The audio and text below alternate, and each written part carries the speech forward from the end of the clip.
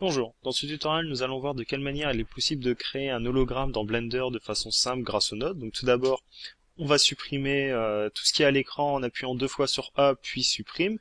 On place ensuite le curseur au centre de l'écran grâce à Shift C et on va ajouter une lampe et plus précisément un spot. La deuxième étape consiste à faire une rotation de ce spot pour qu'il donne vers le haut. Donc on maintient CTRL et on fait une rotation de 180 degrés. Voilà, comme cela. Et on va ensuite régler les paramètres. Dans ces paramètres, donc, on va tout d'abord mettre une jolie couleur, du bleu par exemple. Comme ça. On clique sur sphère. On diminue la distance à 10 et le reste des paramètres se fait dans le bas. On clique sur Halo, Show Cone et on va mettre Step à 1. Voilà.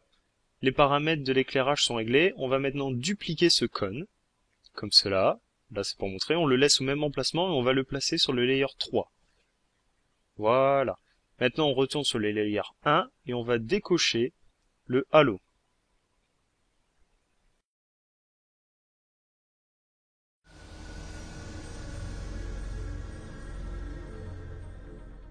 Bon, dans cette deuxième partie, nous allons mettre en place le cône de particules. Donc, on place le curseur à la base du spot et on va y ajouter dans Mesh un cône. Comme pour le spot, on fait une rotation de 180 degrés et ensuite on va le remonter d'une unité pour que la pointe du cône coïncide avec la base du spot. Voilà, comme là. Ensuite, on va augmenter l'échelle sur l'axe Z. Et en maintenant Shift plus le clic gauche de la souris, on élargit le cône de façon à ce que ça coïncide avec le cône de lumière. On va ensuite dans les paramètres des particules, on ajoute, donc de type émetteur. On va en mettre 100. La fin, on la place à 300, ce qui nous permettra d'avoir des particules jusqu'à la frame 300. On clique sur volume et random. Ensuite, on descend, on va dans Physics et on clique sur Boys. On n'y change rien, on laisse comme c'est, et on descend. On déclic émetteur pour éviter que le cône apparaisse, et on va descendre la gravité à moins 0,4. Voilà. La physique des particules est mise en place. Si on essaye de lancer l'animation, évidemment on ne verra rien puisqu'on n'a pas encore mis en place les matériaux. Donc on va aller dans Matériel, on clique sur News et on va cocher Halo.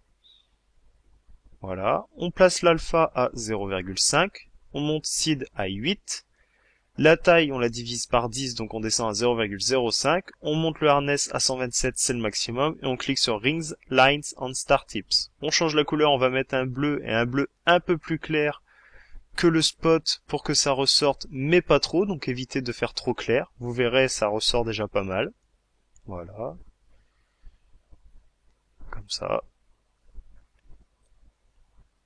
Et voilà. Donc maintenant, si on lance l'animation, on va voir que les particules se déplacent de l'extrémité vers le centre, à un endroit précis, et donc c'est à cet endroit-là que nous placerons l'hologramme.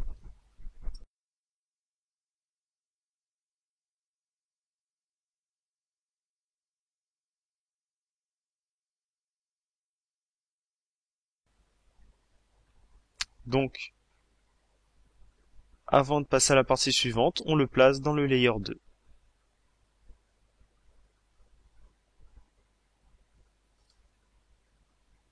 Nous avons donc 3 layers au total.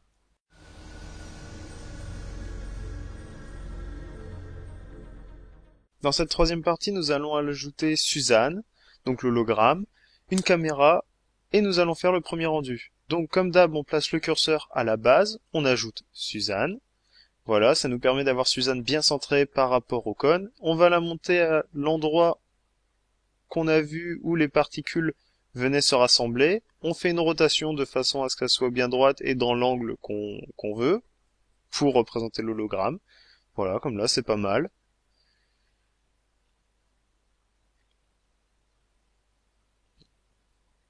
Voilà. On voit un peu ce que ça va donner. On lance une animation pour voir. L'impression qu'il faut la remonter légèrement. Je vais le faire. Hop. Hop. Voilà, ici c'est mieux.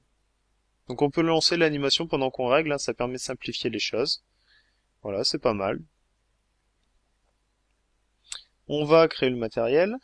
Donc, on va mettre une couleur bleue aussi, forcément. On monte l'intensité du spécular de façon à ce que ça brille plus. On va augmenter le hardness pour que le spécular soit plus fin.